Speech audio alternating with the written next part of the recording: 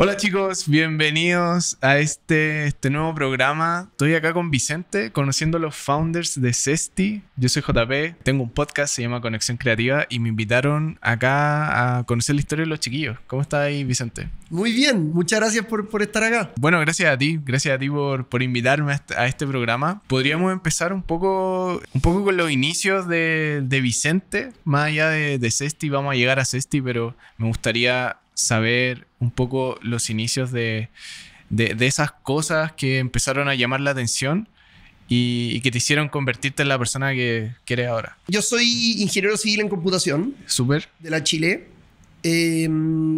Y empecé, bueno, en la universidad, la verdad, el segundo año, empecé con ganas de emprender. Y empecé un proyecto con un compañero de la universidad y con un amigo del colegio. Que, bueno, empezamos a trabajarlo en un comienzo con muchas ganas de aprender con este amigo. La idea era aprender. Queríamos hacer una app, queríamos hacer una red social. La idea era aprender.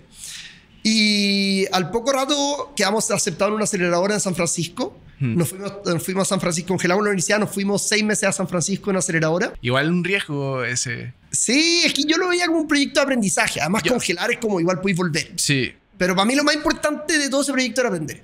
Y ahí fueron 2 años que trabajamos en esto que fueron muy intensos. O sea, con este compañero de la universidad, Bastián, pasamos muchas noches de largo trabajando.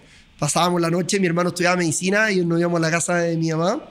Y mi hermano se iba a dormir en la noche, se levantaba en la mañana para ir al hospital y nosotros seguíamos trabajando. Y fueron así muchas noches, muy intenso. Pero al final fue puro aprendizaje, fue mucho aprendizaje. Finalmente estuvimos 6 meses en una aceleradora en San Francisco. Volvimos a Chile. Bueno, el proyecto no agarró como a nosotros nos gustaría, pero llegó un personaje que vivía en Shanghái en esa época, un ruso que vivía en China, en Shanghái, y nos ofreció comprarla. Bueno, la historia es menos interesante de lo que suena. Nosotros no estábamos logrando lo que queríamos en Chile y él estaba con las ganas de hacer algo súper similar en China, en Shanghái. Y bueno, de hecho la app sigue andando hasta el día de hoy. Se llama Unite y sigue andando en Shanghái. Sigue usando el logo, sigue la app siendo bastante similar. Así que igual en ese sentido. ¿De qué trata la app? ¿Cuál es el concepto? ¿Cuál es la problemática que vieron resolver en esa aplicación? Sí, era una app de fiesta. Ya. De hecho, nosotros poníamos en las discotecas cámaras y conectábamos la música directo del mixer del DJ. Y tú en tu app podías ver en streaming, que de hecho en esa época ni siquiera existía el concepto de streaming o de como transmisión en vivo, no, más que la tele no se hacía mucho. Entonces tú podías ver un video en vivo de qué es lo que estaba pasando en la discoteca y podías escuchar la música directo del mixer del DJ. Entonces casi que podías reproducir la música de la discoteca también en tu casa. Y era un poco como para ver cómo estaban las fiestas. Ya. Esa era la idea. Oye, qué interesante, weón. Ahora, el proyecto partió siempre desde esta inquietud de aprender. De desarrollar algo. Me llamaba mucho la idea de red social porque sonaba como un proyecto ambicioso, difícil, y yo estaba recién aprendiendo de computación. Entonces como que te diría que la motivación número 1 fue aprender. Bueno. De hecho, pasamos harto tiempo con este compañero en la universidad buscando ideas. Era como ya qué idea partimos, la que sea, pero partamos algo porque el objetivo principal era aprender. Y bueno, después de eso yo volví a Chile, volvimos los dos a la universidad, de hecho, este compañero también. Y ahí, bueno, en Estados Unidos me di cuenta que los gringos hacían college. Y después de college, que son 4 años, hacían en general un máster o trabajaban 1 año y después hacían un posgrado. O sea, la universidad duraba primero 4 años. Y esos 4 años en Chile es lo que se considera una licenciatura. Ya. Entonces ahí llegué a Estados Unidos con la idea de que lo que tenía que hacer era terminar la licenciatura e irme a hacer un posgrado afuera. Ya. Porque acá ingeniería duraba 6 años y en verdad yo en los 4 podía tener una licenciatura y hacerme un máster afuera. Y eso fue lo que hice. Terminé los 4 años de computación, de civil computación en la Chile, y me fui a hacer un máster en Computer Science a Cornell, a Nueva York. Bueno. Y me fui a Nueva York. ¿Qué tal? ¿Cómo es Cornell? ¿Te acordáis de las materias y te acordáis un poco de esas cosas que te ayudan hasta el día de hoy? Sí, de todas maneras. O sea, hice un grupo de amigos muy bueno. La verdad es que había gente... Mira, te diría que el contraste más interesante entre la gente de Cornell y la gente de la Chile, acá, te diría que tiene que ver con la ambición Y también relacionado con la autoestima y con cuánto tú te creías el cuento. Ya. Que me pasó que en Chile tenía compañeros muy talentosos, pero que tampoco se atrevían o tenían sueños muy grandes, como que le tenían un poco de miedo al mundo, en cierta manera. Y yo creo que tiene que ver con la cultura universitaria acá, que yo soy muy crítico al respecto, de hecho, de poner muy malas notas y de que al final están todos los alumnos ahí raspando por lograr pasar el ramo. Y en Estados Unidos pasa algo muy distinto. En Estados Unidos tú tienes una relación mucho más cercana con los profesores y con los ayudantes. El propósito número uno es que tú aprendáis todo lo del curso, y al final a todos les ponen buenas notas. Pero hay un compromiso. Por ejemplo, en Chile me pasaba que te dan una tarea. En mi carrera hay muchas tareas, y todos los ramos tenían muchas tareas. De repente, si un ramo necesitabais más tiempo para llegar a la tarea y otro ramo te estaba yendo bien, como que una tarea de ese ramo que te está yendo bien la botabas y te ponían un 1.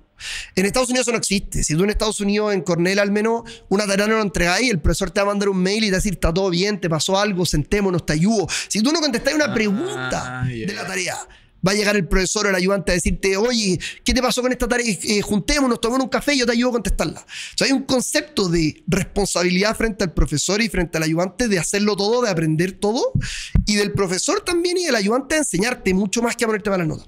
Y finalmente, el contraste es que en Cornell tenía alumnos que de repente tenían mucho menos conocimiento y menos habilidades que alumnos de Chile, pero que en verdad creían que iban a cambiar el mundo. O sea, es totalmente radical como el approach, el acercamiento que tienen allá versus acá en Chile. Sí, acá te botan, te mata la autoestima. Allá es todo lo contrario, te ponen buenas notas, te ayudan. Es verdad, es más fácil. Es más fácil pasar porque no estáis luchando por pasar, estáis aprendiendo. Pero terminan formando gente con mucha más ambición, gente con mucha más autoestima, gente que cree que puede hacer cosas grandes.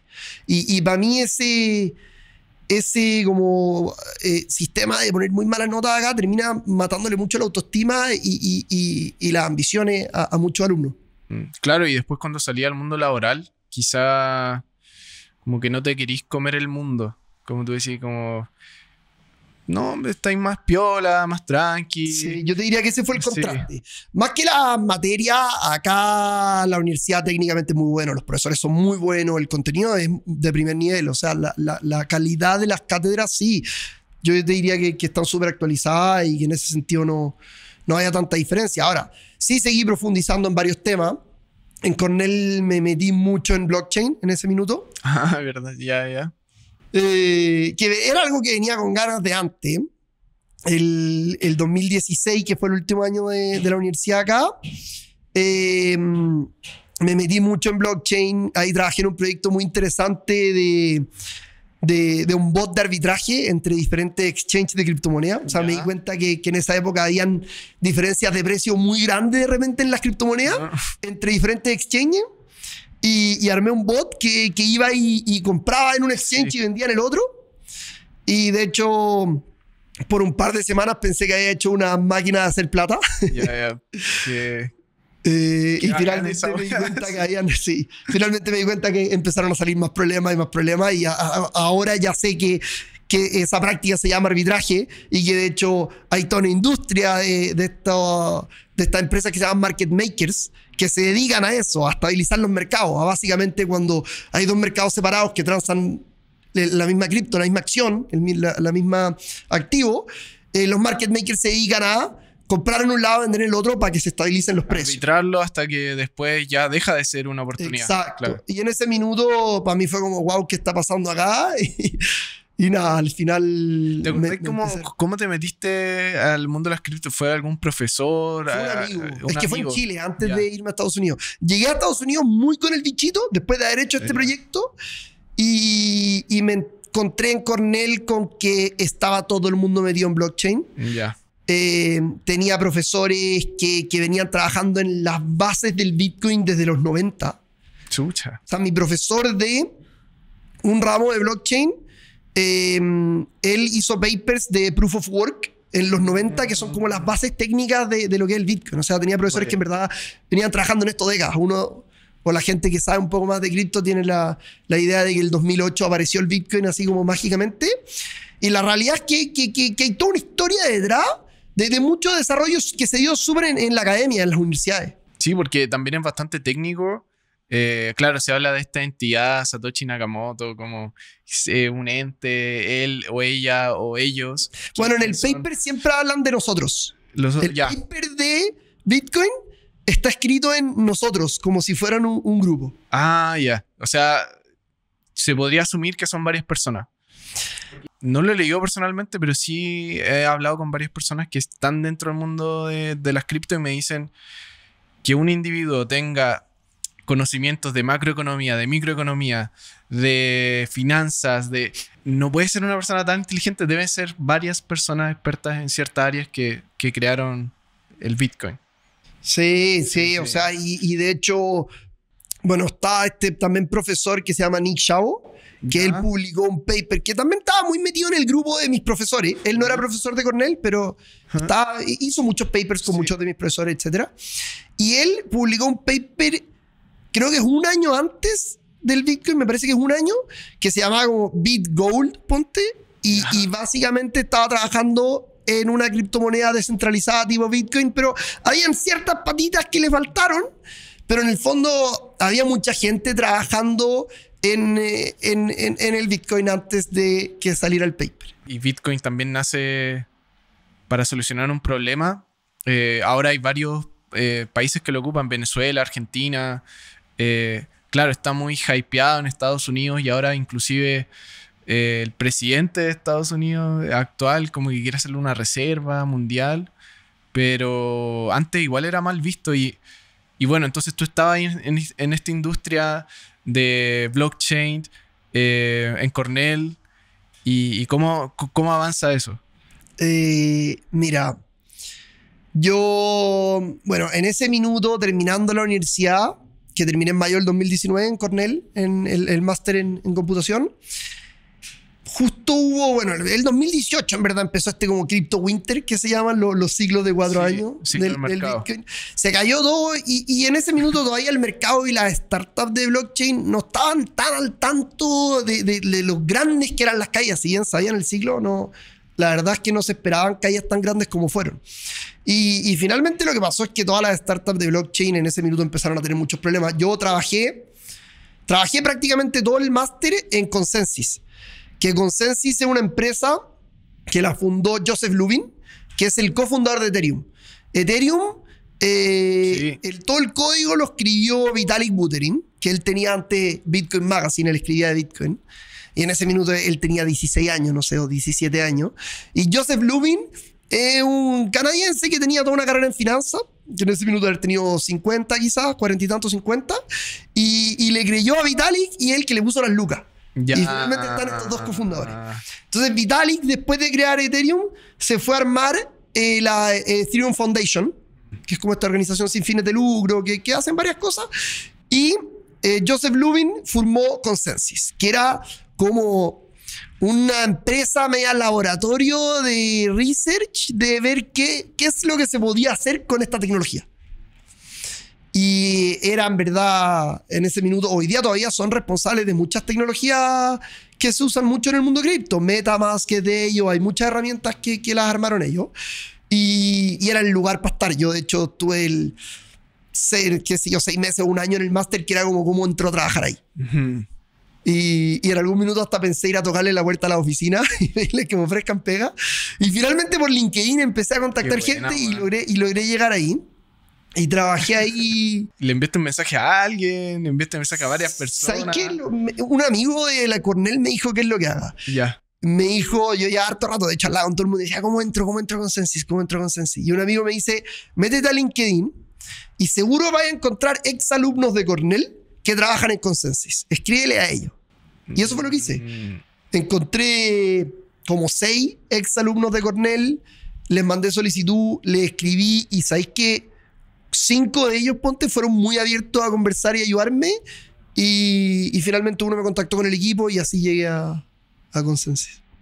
Es interesante eso de que los seres humanos nos movemos con lo familiar. Y, oye, estuvieron en la misma U, oye, cabros, ¿tienen alguna vacante? y ese género está vacante. Y yo no los conocía nada. No Era los conocía, pero sí gente estaban, que había estado en la universidad, claro, pero 20 años atrás. pero sí tenían ese vínculo de Sí. que sí eran parte de Cornell, sí eran parte de... Sí. Qué buena, man. Y bueno, entraste... ¿Cuál era tu rol específico y qué hacías ahí día a día ahí? Ahí, bueno, en el Consensus, como laboratorio Ajá. así, se separaba en equipos Ajá. que eran como células completamente independientes, que de hecho ellos le llaman spokes.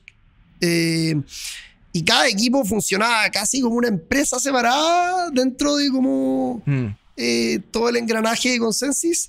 Y nosotros ahí trabajábamos en un proyecto como de almacenar data de manera descentralizada. En verdad era muy ambicioso. Todo en Consensus era muy ambicioso en esa época. Todos creíamos que estábamos cambiando el mundo.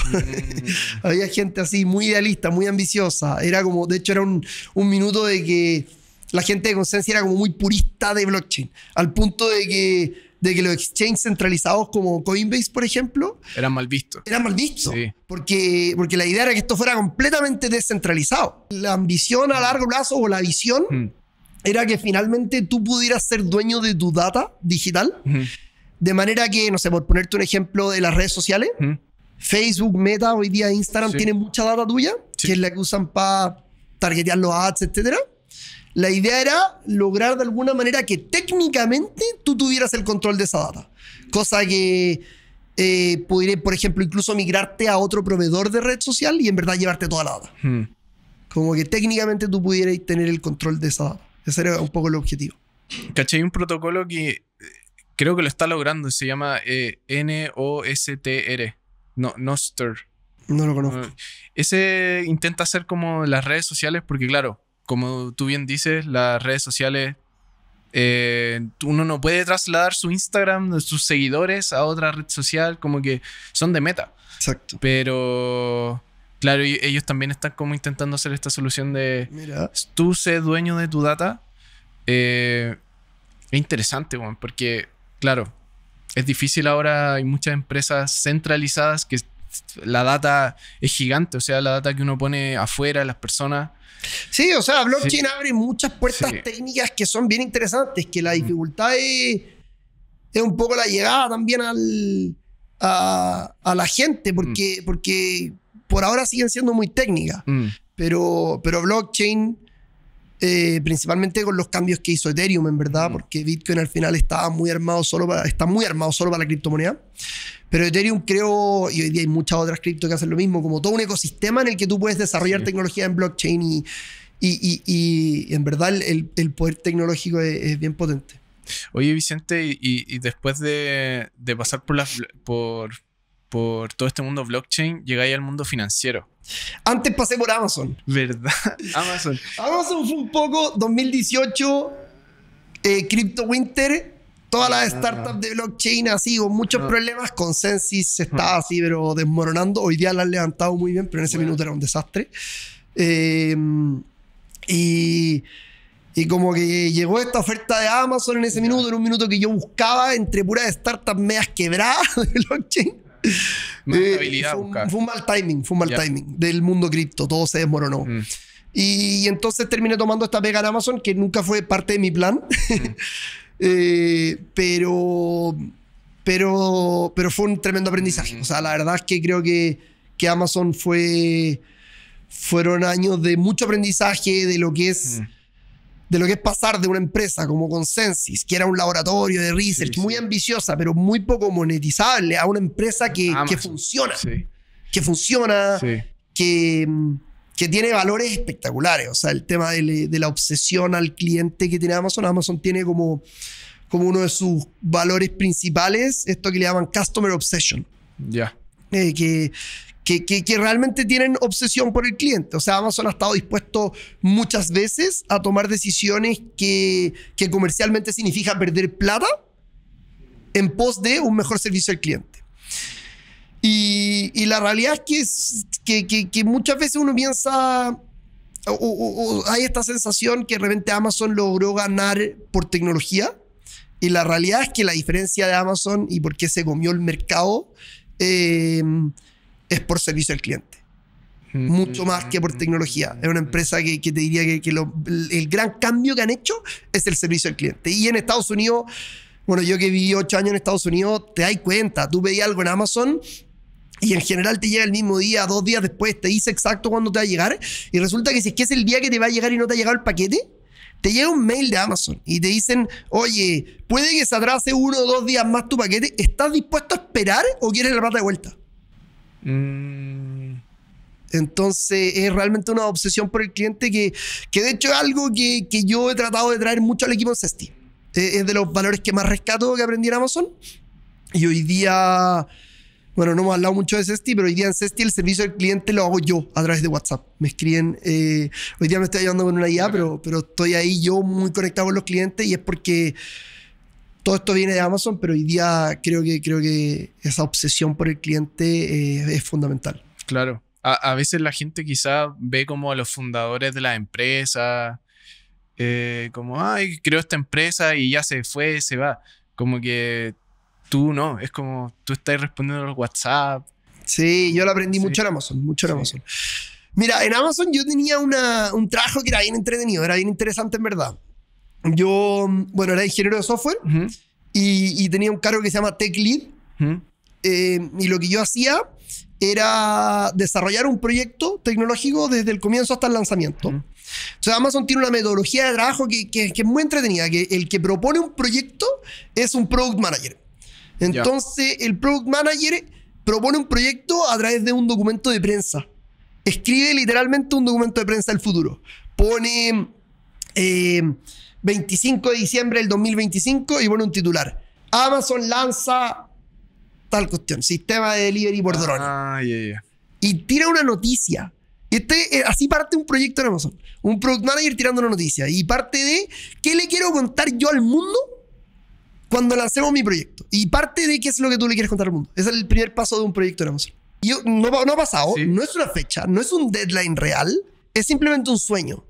Pero tu sueño del Product Manager parte de qué le quiero contar yo al mundo. Y de ahí llegan con esta noticia, que es una noticia netamente muy soñadora, sin los pies en la tierra, sin ninguna idea de si esto es factible o no, o cuánto va a costar, o si... Y de ahí eso lo manda el Product Manager a leadership arriba, a que lo evalúen. Y eventualmente el leadership dice, ok, financiamos este proyecto, démosle. Después de que el Product Manager tiene esa aprobación, llega el Product Manager donde mí, el Tech Lead, con esta noticia y me dice, oye, tenemos que hacer esto. Y yo partía desde las noticias y ahí partía mi pega. En tomando esta noticia y ahora viendo cómo voy a lanzar esto.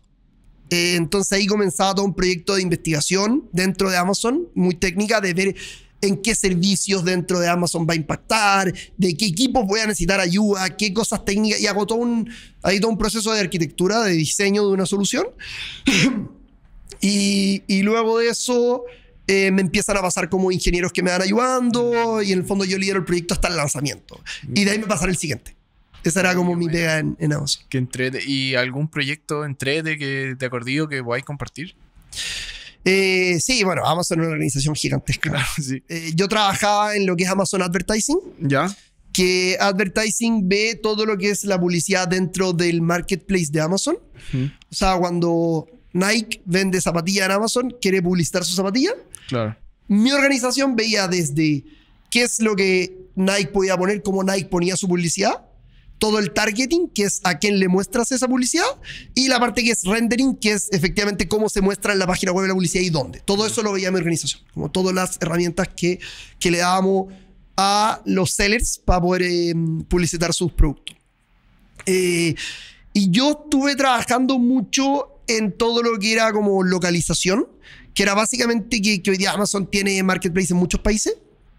Y de hecho, gran mayoría de los vendedores están en China, por ejemplo. Y sus agencias de publicidad también están en China. Entonces, yo implementé muchos servicios para que ese vendedor en China pueda escribir una publicidad en chino y finalmente yo localizar todo a distintos países, Alemania, Estados Unidos, etc.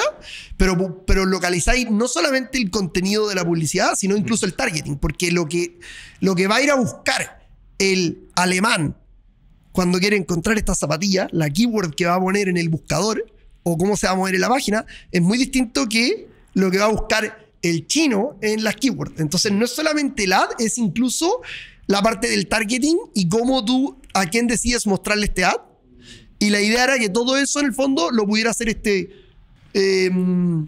vendedor en su idioma y tú traducir desde incluso el targeting a cómo va a buscar el personaje de ese otro país en el fondo.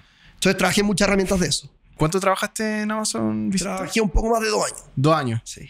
2 años. ¿Y qué hace que quieras como terminar ese proceso? Mira, Una empresa... como te dije desde el comienzo, mi entrada a Amazon fue un poco un accidente. No era, Claro. no era mi plan. Fue un tremendo aprendizaje, fue una tremenda experiencia, pero yo siempre supe, yo creo que desde el emprendimiento que hice de las fiestas, sabía que yo quería emprender. Y me pasó en Amazon que era muy entretenida mi vega, es verdad. Pero en Amazon, y yo creo que pasa en cualquier organización muy grande, finalmente todos los empleados están preocupados de dar el siguiente paso y en verdad a nadie le importa tanto a la empresa. Tú estás preocupado de qué es lo que tengo que hacer yo para llegar al siguiente nivel. Y yo creo que es natural en una organización tan grande.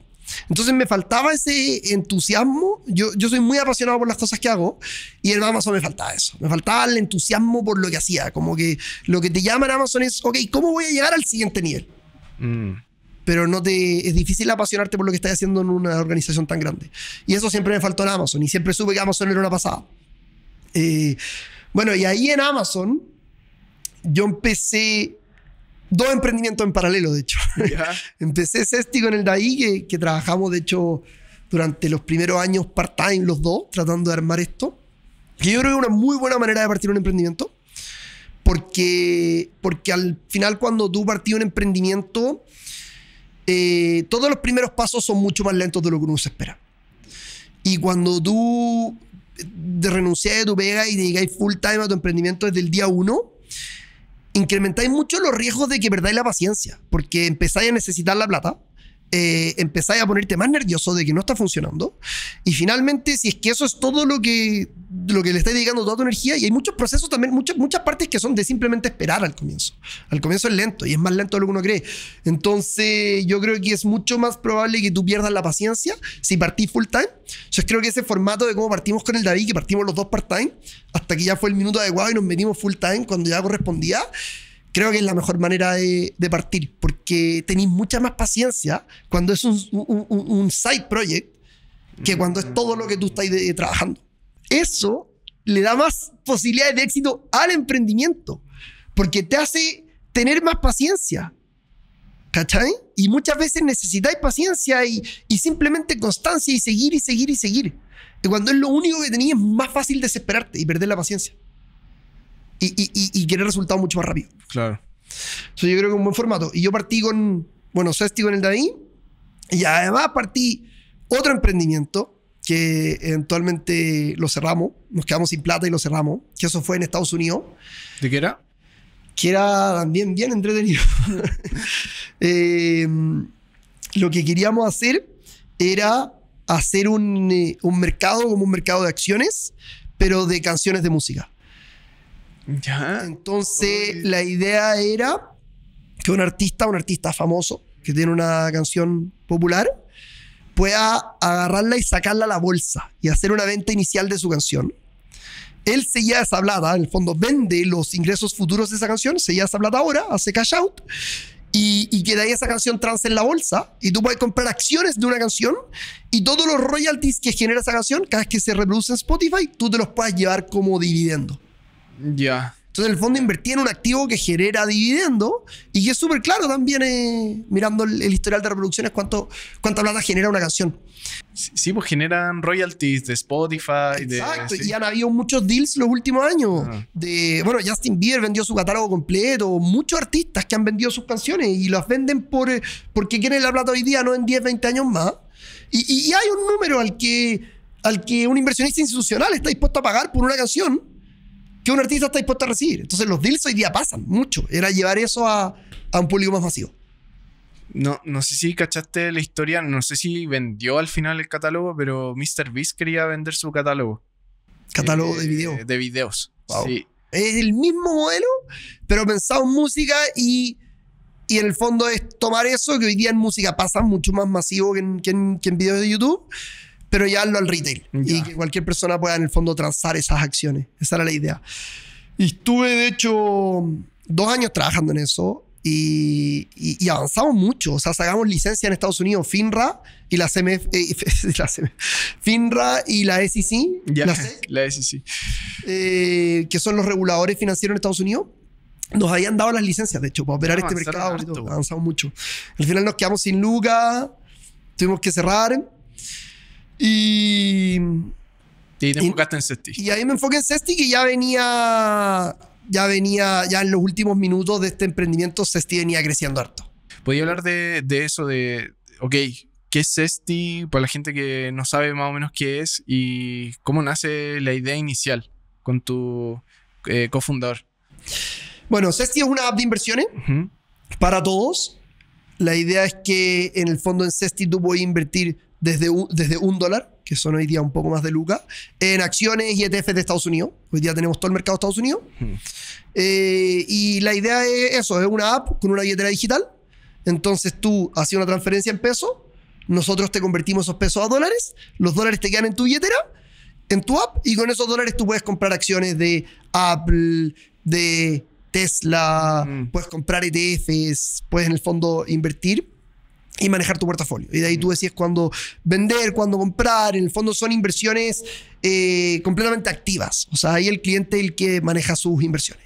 Y que es una tendencia que viene súper fuerte. O sea, hoy día lo vemos mucho, por ejemplo, con los influencers financieros, que aparecen influencers financieros todo el rato y tienen cientos de miles de seguidores. Y eso demuestra mucho interés, de que hay una tendencia que hoy día las nuevas generaciones quieren aprender de inversiones y de finanzas y manejar sus inversiones ellos. Y ese es lo que viene a resolver y a impulsar también Cesti. O sea, la idea de Cesti nace, de hecho, de mi tiempo en Amazon, que en Estados Unidos estaba Robinhood, que es mucho nuestro referente. Y la verdad es que en esa época en Amazon, toda la gente, todos mis compañeros tenían Robinhood en el teléfono y estaban constantemente hablando de inversiones. Y en Chile, muy poco. Muy poco. En Chile quizás la gente se empezó a meter, de hecho, antes en cripto que en los mercados más tradicionales. Por un tema de acceso. Extraño, sí. Porque Extraño. había poco acceso, mucho tiempo. Ahora con la fintech hay mucho más acceso y un poco falta de acceso y falta de educación financiera, que es lo que vienen a resolver también los influencers. Y con Cesti estamos atacando las dos patitas. Nosotros también trabajamos mucho en canales de educación financiera, hacemos mucho contenido en Instagram de educación financiera. Estamos potenciando ahora mucho más nuestro YouTube con videos de educación financiera. Y la idea es eso. O sea, hoy día en Estados Unidos el 60% de la población invierte en acciones, invierte, y en Chile el 3%, y en Latinoamérica no llega ni el 1%. Entonces, con Cesti venimos a ayudar a la gente, educar a la gente y pasarle esta app donde en verdad voy a invertir 2 lucas y empezar a invertir, ¿cachai? ¿Podría hablar del proceso de cómo es desarrollar una app? Porque creo que quizá hay mucha gente que tiene muchas ideas o ideas de una app. ¿Cómo fue para ustedes desarrollar la app de Cesti? Desde Sí. lo más técnico hasta lanzarla. Y cómo la hicieron conocida, cuál fue su plan, cuál es el equipo, cuéntanos todo. Perfecto. Bueno, de la parte más técnica, Ajá. yo soy ingeniero, programador, he desarrollado apps y tecnología toda mi carrera. Y la verdad es que cuando partí con la idea, lo primero que hice, que todo lo que no recomiendo a un potencial emprendedor, Ya. fue sentarme y empezar a programar la app. Eso fue lo primero que hice. Ya, Así tiro partí. empezaste a programar. Sí, Ya. partí con eso. Y un par de semanas después, yo creo que ni siquiera fue un mes después, cuando hablé con el David, que el David lleva toda su vida trabajando en el mundo de inversiones. Entonces, él venía de todo el mundo de inversiones, finanzas. Y en verdad, al David al tiro le gustó el proyecto y me dijo, démosle. Y ahí empezamos todo un proceso de, en paralelo, desarrollo de la app y solucionar todos los problemas legales y regulatorios, que en ese minuto ni siquiera conocíamos muy bien cuáles eran los desafíos regulatorios y legales. Empezamos a buscar abogados, empezamos a averiguar, a contactar a corredoras de bolsa, a contactar a broker dealers en Estados Unidos. Y finalmente logramos armar este formato en el que tenemos 2 partners, una corredora de bolsa local en Chile, que es Vector Capital, y un broker dealer regulado en Estados Unidos que es Alpaca Securities. Y logramos llegar a un partnership con ellos dos, en el que en el fondo un cliente hoy día cuando se registra en Zesty le abrimos una cuenta en Vector Capital, que es una corredora regulada en Chile por la CMF, y en Alpaca Securities, que es un broker dealer o una corredora en Estados Unidos regulada por FINRA. Entonces, después de todo este largo proceso de entender la regulación, el tema legal y todo, llegamos a la conclusión de que en ese minuto la mejor manera y la manera más rápida de lanzar esto era en el fondo asociándonos con entidades reguladas. Bueno, hoy día en Chile existe la ley FinTech que partió en febrero del año pasado. Sí. Y nosotros estamos en el proceso ahora de regularnos como esta licencia que se llama enrutador de órdenes, Ya. que es exactamente lo que nosotros hacemos, que es algo que anteriormente no existía la figura. Ya. Y estamos ahora en el proceso de sacar esa licencia. Entonces ahora el camino hubiese sido distinto, porque hubiese sido partir por regularte, por sacar la licencia. Pero en ese minuto había menos claridad de cómo hacer esto. Entonces llegamos a esa conclusión de que con estas dos entidades reguladas quedábamos como legalmente súper bien armados. Y ahora todas las empresas que quieran, después de febrero o marzo, que quieran hacer una app que tenga que ver con finanzas, van a tener que regularse primero y después lanzarla. Depende de qué es lo que hagan, no es que tenga que ver con finanzas. Es más específico que eso. Pero sí, efectivamente, lo que hacemos nosotros, que se llama enrutamiento de órdenes, que en el fondo tomar órdenes de cliente y mandársela al mercado, o en verdad una corredora que se la manda al mercado, hay un segundo intermediario. Esta actividad que hacemos nosotros, sí, a partir de febrero del 2025, nadie puede empezar a hacerla sin antes tener una licencia. Ya, de hecho. Que igual limita un poco o necesitáis más lucas, más investigación para empezar a competir, a lanzar tu proyecto. De todas maneras, hay una dificultad inicial en el comienzo, pero por otro lado hay mucha más certeza legal, que también es un respaldo. Más seguridad. Exacto, una tranquilidad. O sea, nosotros tuvimos años en un proceso de simplemente tratar de entender cómo se hace esta cuestión de manera regulada y legal porque no existía la figura. Entonces tú hoy día partí y tení estos son los pasos que tenéis que seguir. Entonces, si bien quizás los pasos son más caros, por último tenéis la guía con los pasos que en nuestra época no existía. Claro. Entonces yo creo que las dificultades han cambiado. Ahora, para la gente es muy bueno, porque a partir durante el 2025 todas estas fintech van a estar reguladas. Entonces tú vas a poder meterte a la página de la CMF y vas a ver ahí Zesty, vas a ver ahí las distintas fintech y podéis tener tranquilidad al tiro de si están operando de manera regulada o no. Ha pasado mucho en Chile que han habido muchas estafas. Han habido muchas apps fraudulentas. Hace poco se hizo conocido el caso de una academia de trading. Y uno dice, ya, pero ¿cuánto va a perder las personas? ¿20 millones? ¿15 millones? ¿50 millones? Es harta plata. Entonces, mucha plata. Es bueno lo que tú decís, como si es que llegan a centralizarse como, ok, estas son las apps verificadas que puedes confiar. Como que, claro, le da más seguridad a las personas. Eso es parte también de lo que llega a suplir esta ley fintech, que en verdad en Chile estamos súper avanzados en el tema. De hecho, hoy día con la ley fintech, los exchanges de criptomonedas van a estar regulados en Chile. Que algo que yo lo encuentro extraordinario, que Estados Unidos está muy lejos de eso. O sea, en Chile estamos en términos regulatorios en algunas cosas muy sobre Estados Unidos en estas leyes financieras. Es buenísimo, es buenísimo. Oye, Vicente, y ahora que, ok, está Zesty, es una realidad y bueno, están regulándose ahora, pero ¿cuántas personas conforman el equipo de Zesty ahora? 9. ¿Cómo es estar a cargo de 9 personas? Me imagino que también en Amazon teníais experiencia, trabajáis con harta gente, pero ahora es tu empresa, bueno, con tu cofundador, pero ¿cómo es liderar un equipo? Sí, mira, en el día a día, el equipo que lidero yo es más el equipo técnico, el equipo de producto y tecnológico, que es el área donde he hecho toda mi carrera, entonces igual ahí me siento como tranquilo, armando los procesos, etcétera, y además que tenemos un equipo extraordinario. O sea, la verdad es que hemos armado un grupo de gente que se lideran solos. Ya, qué bueno. O sea, hubo un buen ¿cómo se dice? Recruitment, que selección de talento. ¿Podría hablar de ese proceso? ¿Cómo es la selección de talento y qué recomiendas? Mira, nosotros en Cesti hemos seguido un camino que yo creo que va a estar cada vez más de moda, de hecho, en el mundo startup, pero que es un camino distinto al que se hacía 5 años atrás, que era partir con una idea, tratar de levantar mucha plata, sobre todo en Estados Unidos está incluso más exagerado, sí.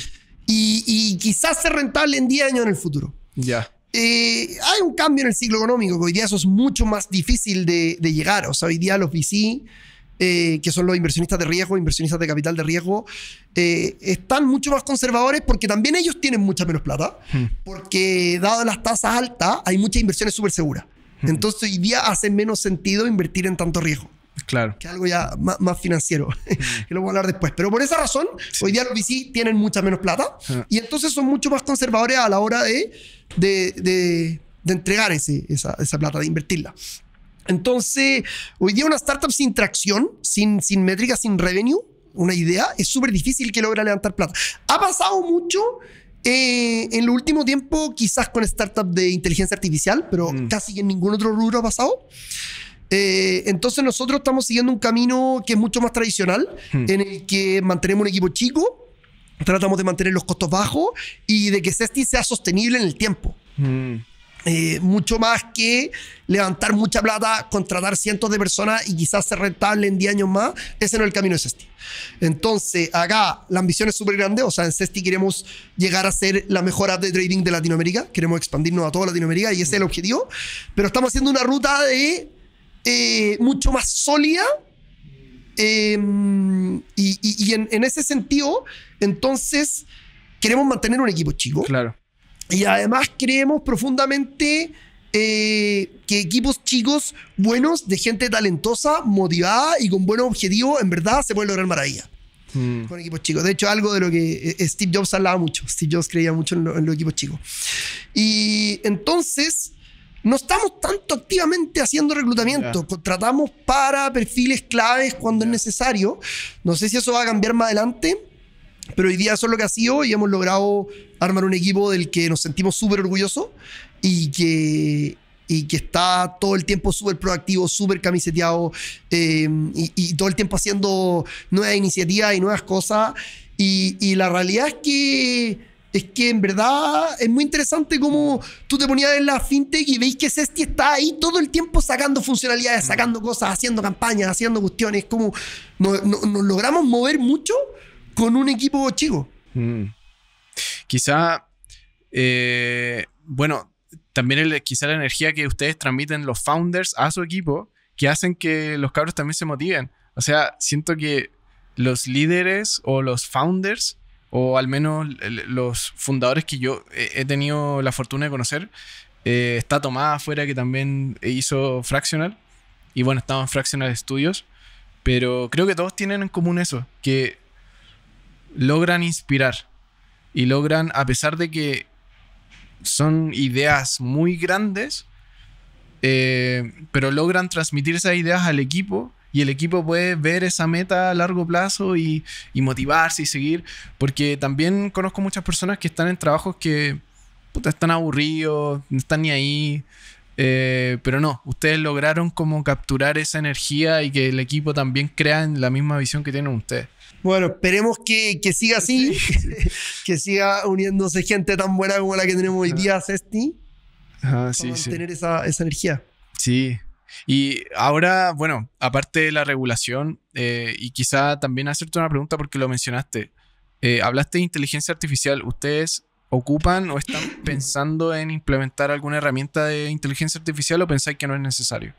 Nosotros lo único que usamos hoy día de inteligencia artificial es para el servicio al cliente. Ya. Tenemos el bot que lo hemos ido armando, de hecho se lo manejo directamente yo, se lo voy armando directamente yo, y para eso estamos usando Bambi, que es una startup chilena de hecho, ya, que también, bueno, hicieron Startup Chile con nosotros, han crecido harto. Buena. Sí, tiene una muy buena solución y entonces a través de Bambi yo voy poniendo y voy enseñándole un poco al bot y la verdad es que están dando cada día mejor y hoy día es como servicio al cliente, el primer filtro es este bot. que tiene cada vez más información. Y si no, siempre le puedes pedir que te contacte con un humano o conmigo y me lo manda directamente a mí. Y siempre, si es que el bot se siente atrapado, no sabe qué contestar o el cliente no está quedando contento, me lo manda a mí. Igual yo siempre en las tardes voy y leo todas las conversaciones que hizo el bot y voy fiscalizando. Obsesionado. Pero esa obsesión por el cliente. Sí, sí. Pero hoy día te diría que eso es lo único que tenemos de IA. Ahora, me encantaría poder ir evolucionando ese bot y eventualmente poder meter la información del mercado en vivo, por ejemplo. Hay hartas cositas y choras que se podrían hacer. Pero yo creo que no. Hoy día eso es lo que tenemos, en verdad. Y en general el ecosistema de IA, ¿cómo lo ves? Hay personas que hasta le tienen miedo, así como que hablan de ciertos riesgos, de que se regule. Sam Altman, que el creador de OpenAI, también ha hablado de los riesgos que puede tener la IA. ¿Cómo lo ves tú ese escenario y qué piensas de la IA en general? Yo creo que el breakthrough que hicieron con ChatGPT es extraordinario. Es extraordinario y lo vemos hoy. O sea, la adopción, la rapidez de adopción que ha tenido esta tecnología es una cuestión sin precedentes. Nunca hemos visto una tecnología que se adoptara tan rápido y que tan rápido empezara a prácticamente todo el mundo o mucha gente empezar a ver impactos directos. Entonces yo creo que nada, que es real, que es una tecnología muy potente, que ha tenido un crecimiento gigantesco. Y bueno, sí, hay gente que tiene miedo, gente que no. Yo creo que la regulación de todas maneras es importante. Creo que cualquier industria que llega a cierto tamaño hay que regularla, seguro. ¿Usas ChatGPT? Sí. Bueno, ¿lo usáis para programar o en general para otras tareas? Lo uso... No, lo uso más que nada... Lo uso para preguntarle hartas cosas. Como un Google. Lo uso harto como un Google y lo uso para ayudarme a escribir. De repente escribir mails, escribir incluso respuestas a los clientes o de repente cosas que posteo en LinkedIn, le pido a ChatGPT que me las revise. Es mi corrector de ortografía y de redacción. Sí. Pero sí, lo ocupo hartas cositas. Sí. Al final ahí te das cuenta que tiene, si quería llamar, una mente mucho más cerrada. Claro. Se mete en un loop y no es capaz de salir de ese loop. Hay cositas que serían interesantes que se pudieran mejorar, digo, para la IA. Porque yo creo que hoy día cada vez lo notamos más. Yo también lo he notado harto. ¿Qué le pasa a eso? Que hay gente que le llama como que se pone a alucinar. No sé si escuchado ese concepto. Sí, lo he escuchado. Pero es como que se mete en un loop y no es capaz de salir de ahí y tenés que partir un contexto nuevo. Sí, y el plan ese de $200 de hecho salió, que es carísimo, y salió Sam Altman diciendo el otro día que ya no les da, que en el fondo calcularon mal el precio y que en verdad pierden plata con ese plan de $200. Ah, ¿sí? Eso dijo Sam Altman. Chucha. Es interesante ese founder, Sam Altman. OpenAI parte como una organización sin fines de lucro, ahora es una organización para lucra, y ahí también está metido Elon Musk, que les metió plata al principio y ahora está como arrepentido y como que dice, no, ¿qué hice? Sí, pues partió como un grupo de gente casi que probando qué pueden hacer con la IA y Elon Musk lo financiaba. Y de hecho... Sam Altman no tenía acciones de ChatGPT, no tenía nada de equity al comienzo. Entonces ahí Elon Musk financiaba la cuestión, como medio como research. Oye, y hablando también de de las finanzas y de las finanzas de las personas chilenas. Mencionabais también, y yo trabajo con uno de esos influencers, con Francisco Ackerman, hacemos el podcast Compera y Finanza. Y leyendo los comentarios de YouTube, en Instagram, Spotify, la gente, claro, a pesar de que sigue a estos influencers, hay muy poca gente que se atreve a dar ese paso por inseguridad, desconfianza, o en realidad porque también ver tu plata crecer un 20% o un 15% y después que en 3 meses más esté menos 15 abajo. La otra vez hablaba con una chiquilla que vino al podcast de hecho Pérez y Finanza y comentaba que sus inversiones habían bajado como menos 30 en un año y las sacó. Entonces, claro, Ackerman le decía, pucha, no esperaste como que hizo real esa pérdida.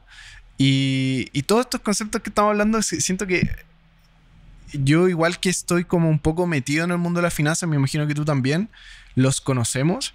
Como, oye, pero ¿por qué vendiste? ¿Por qué hiciste realidad tu pérdida? Pero también hay muchas personas que no tienen idea de todos estos términos financieros y de hecho les asusta. ¿Cómo ustedes mencionabas que están haciendo videos educativos y todo, pero qué cosas se han dado cuenta que les falta saber a las personas y cómo lo están atacando? Sí. Bueno, primero, yo creo que un poco de miedo es sano. Porque meterte, sobre todo si vas a meter tu plata en un mundo en el que no conoces, un poco de miedo es sano, porque si no podéis terminar muy rápido en inversiones muy riesgosas y efectivamente perder mucha plata. Y si es que pasa eso, si es que entraste con muy poco miedo, entraste a algo muy riesgoso, perdiste tu plata y te fuiste, casi que terminaste medio traumado de un mundo que yo encuentro personalmente que hoy día es una responsabilidad aprender, es una obligación aprender, aprender a manejar tus lucas, aprender a manejar tus inversiones. Entonces yo creo que un poco de miedo es sano, no tanto miedo como que sea paralizador, pero es importante hacer tu research de que efectivamente estás invirtiendo en una plataforma regulada. Es importante que aprendas algo de inversiones. Nosotros siempre recomendamos como partir con poca plata, con plata que no te duela perder. Puedes partir con 5 lucas en Zesty. Para empezar a probar, para que empieces a aprender, porque una de las maneras buenas de aprender es empezar a probar. Pero por otro lado, hay mucho contenido en internet, pero hay mucho que aprender, porque al final y tampoco sirve copiarle a alguien, porque tienes que aprender cuál es tu tolerancia al riesgo, cuáles son tus objetivos y cuáles son tus plazos también. Porque alguien que está invirtiendo porque quiere irse de vacaciones en 6 meses más, tiene una estrategia súper distinta que alguien que está invirtiendo para jubilarse en 30 años más. Y tiene una tolerancia al riesgo también súper diferente. Claro. Entonces, de hecho, a mí no me gustan, no me gusta mucho la idea de que está muy de moda hoy día, que muestran los portafolios incluso de los políticos. En Estados Unidos mucho muestran el portafolio de Nancy Pelosi o el portafolio de influencers o de Warren Buffett. A mí no me gusta tanto la idea de ir a copiar el portafolio de alguien. Y de hecho, parte de lo que hacemos en Zesty es lo contrario. Educación financiera, porque creemos que tú tienes que aprender y ser capaz de tomar tus propias decisiones de inversiones. Y esa es la idea de Zesty. Y por eso es que en Zesty esto es todo, como se llama en inglés, self-service. Que en el fondo tú armas tu portafolio y por otro lado hacemos muchos canales de educación financiera. Pero creemos que obvio, esto va a tomar años hasta que más gente empiece a aprender y más gente empiece a aprender, pero la tendencia viene. O sea, Estados Unidos en los últimos 12 años desde Robin Hood ha educado mucho a la población y de hecho al punto que hoy día hay partes grandes de población en Estados Unidos que invierte en opciones, en derivados, que son ya cosas como de otro nivel. Claro. Pero tiene que ver con que la gente es más consciente de ese nivel de riesgo que estáis tomando. Porque al final tomar mucho riesgo, si es que tú eres consciente de y en verdad con una parte poca de tu portafolio está controlado, no tiene nada de malo. El tema es eso, es aprender. ¿Ustedes en su aplicación ayudan a la persona a saber si es conservador, si es como agresivo, como que le dan como cierto coaching como en UX, como en la aplicación en sí, o simplemente es como, oye, puedes invertir en lo que sea? Es mucho más libre. Ya, es mucho más libre. Sí, lo otro lo tratamos de hacer hasta ahora a través de las redes. Ya. Hay ideas de meter ciertas cosas, pero hoy día la aplicación es súper libre y la idea es como estas dos patitas de educación financiera, aprende, que en general la manejamos fuera de la app, y después el acceso, que es entra y en verdad súper fácil, puedes invertir desde muy poco con muy pocos clics. ¿Y solo acciones estadounidenses? Por ahora tenemos solo acciones y ETF de Estados Unidos, pero tenemos planes de ir agregando cada vez más instrumentos. Ya. En 5 años más, si te preguntara, Vicente, como ¿dónde te gustaría estar tú y dónde te gustaría que estés Zesty? Me gustaría estar en varios países. Ya. En varios países de Latinoamérica. Sobre todo, te diría, el Cono Sur. que Zesty sea súper reconocida, que lograr eso que logró Robinhood. Que la gente esté en su pega, en su oficina, hablando de, oye, viste que subió el mercado hoy día, que cayó el mercado, que tal nuevo presidente y tuvo este impacto, que la gente esté hablando de inversiones, de finanzas, estén tomando sus decisiones y estén invirtiendo. Que lamentablemente comparado con el mundo desarrollado, tenemos poca educación financiera. Claro. Y hablamos poco de plata también los chilenos. Entonces yo creo que una misión de Zesty importante eso, es que la gente invierta, que la gente se sienta cómoda manejando su portafolio, que la gente hable de estos temas. Y bueno, de todas maneras, que lo hagan a través de Zesty, algo que me encantaría que Zesty se posicione como, y para eso estamos trabajando, que Zesty se posicione como el lugar donde tú vienes a tomar tus decisiones de inversión. La otra vez hablábamos en un podcast con Ackerman y los chiquillos de Somos Rentable, y también se había sumado Tomás, y hacían un poco el debate acerca de que, por ejemplo, Fractional no necesariamente es la aplicación que te da más retornos financieros en el mundo de la inversión inmobiliaria. De hecho, hasta conservadora. Pero ¿por qué la gente prefiere Fractional más allá de todas las otras apps que hay? Decían, puta, porque Tomás ha ido a 150 podcasts, la gente conoce el rostro de Tomás y le tiene mucha confianza. Yo creo que ahora, Vicente, bueno, estamos generando esta instancia, pero entre más la gente te pueda escuchar y te pueda ver, yo creo que ese va a ser uno de los determinantes para que puedas cumplir esa misión, porque las personas confían mucho más en rostros que en el logo en sí. Y muchas gracias por la recomendación. Sí. Así que ojalá se puedan generar otras instancias así y darle, bueno, a las personas que nos están escuchando, muchas gracias por escucharnos. Pudimos conocer un poco más a Vicente, conocer un poco más a la persona que está detrás de la app, y nos vemos en otro episodio conociendo a tu cofundador. Ya, muchas gracias, JP, por esta entrevista. La verdad estuvo muy entretenido. Gracias Vicente. Nos vemos. Chao.